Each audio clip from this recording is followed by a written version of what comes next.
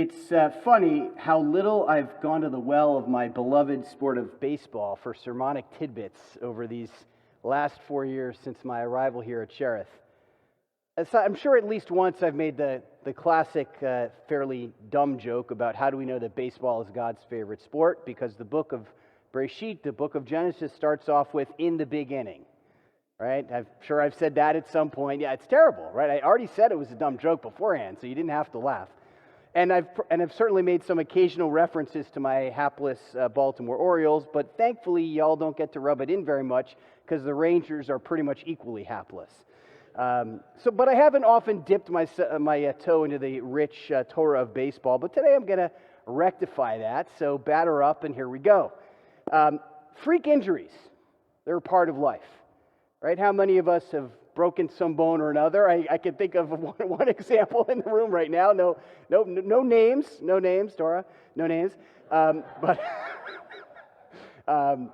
That's right. Hi, Dora. So how many of us have broken some bone or another because we missed a step or we tripped on an uneven carpet edge or whatever it was? But I did find it particularly fascinating when reading about baseball injuries that take place off the field. This year, there have been 3 particularly bizarre baseball injuries. Jesus Luzardo is a pitcher for the Oakland A's, fractured his left pinky finger. He's a left-handed pitcher, so it's not good when you fracture your left pinky finger. When he hit the top of a table, reacting to something that happened in a video game he was playing in the clubhouse shortly before his scheduled start on May 1st. That's not good, right? Then Huascar Ynoa, a pitcher for the Braves, fractured his pitching hand on May 16th while punching the dugout bench after coming out of the game having pitched very poorly. And finally, on May 23rd, pitcher Zach Plesac of the Indians fractured his pitching thumb after a bad outing on the mound when he, quote, rather aggressively ripped off his shirt and hit his thumb hard on a chair by his locker in the clubhouse.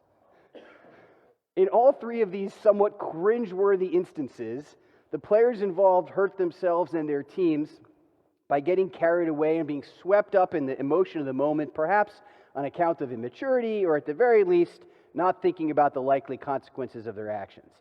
And in our Torah portion this morning, Parshat Korach, we see another example of the same problem. Korach decides to stir up this uprising of 250 followers against Moses and Aaron. He capitalizes on the low morale of the Israelites brought on by several discouraging events, the most recent of which was the disastrous episode of the Scouts. And Korach purports to be seeking change in the best interests of all the Israelites. And the Parsha begins, Vayikach Korach ben Yitzhar ben Kahat ben Levi, v'Datan ve'Aviram b'nei Eliav, ve'On ben Pelet ben Reuven, v'Yakumu l'fnei Moshe. And Korach took, along with Datan and Aviram and On, they rose up against Moses. But we find here an intriguing grammatical problem. There's no object for the verb take.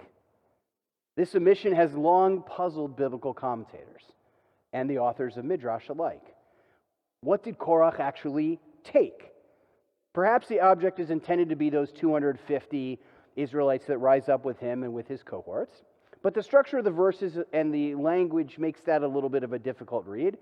But there's another alternative that a different Midrash offers us, which is that Vayikach, that word, and Korach took, can only signify discord, meaning his heart having carried him away. In other words, Korach is the object. No one else is the object. He was taken away. He was carried away by his own heart. Korach's irrational, selfish motives, in this case, got the best of him, led him to revolt against the authority of Moses and Aaron, and ultimately against God, since it was God who empowered Moses and Aaron in the first place, with Moses even resisting, of course, as we know, his own initial appointment. No specific charge is brought by Korach against Moses and Aaron, other than the mere fact that they've assumed the mantle of leadership, a position and status to which Korach and his followers clearly aspired. The rebels challenged Moses and Aaron, saying, "You've gone too far. Rav lachem," right? For all the community is holy. All of them, and the Lord is in their midst. Madua titnasu al kahal Adonai. Why do you raise yourselves above the Lord's congregation? But who is it that's really gone too far in this case? It's not Moses and Aaron. It's ironic that Korach accosts them with that charge, because it's Korach that's actually relegated the interests of the people to a secondary concern beyond behind his own desire for power, for status. His ill-advised power play was born out of his inability to think clearly about the implications of his actions. Like the 3 baseball pitchers who broke bones in their hands because of their emotional outbursts, he was carried away, he was swept up, he was taken and seized by the moment at the expense of the bigger picture. Responsibility to a team or a community or a people means putting the interests of others ahead of one's own selfish interests. And it seems these 3 players, like Korach, lost their sense of perspective. At least Luzardo apologized for his actions after the fact and called his own actions out as stupid and immature. Moses responded to Korach's charges by asking him, "Isn't it enough for you? Like, Korach, man, like God's already made you a Levi. You're from sort of the cream of the crop of the people Israel, right? You guys have these responsibilities of taking care of God's tabernacle and serving the community. Isn't that enough? Right? You've got it pretty good, right?" And similarly to these pitchers, to on Plisek, for example, who had those bad starts. In theory, the manager maybe he said it. If he didn't, he probably should have said it. He could have said when he pulled him from the game, "Hey, you had a bad game.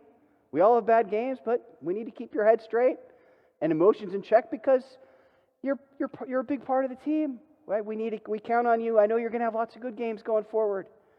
Would that have stopped them from their outbursts? I don't know. Who knows, right? But maybe, as I said, maybe their managers even said something like that when they pulled them from the game.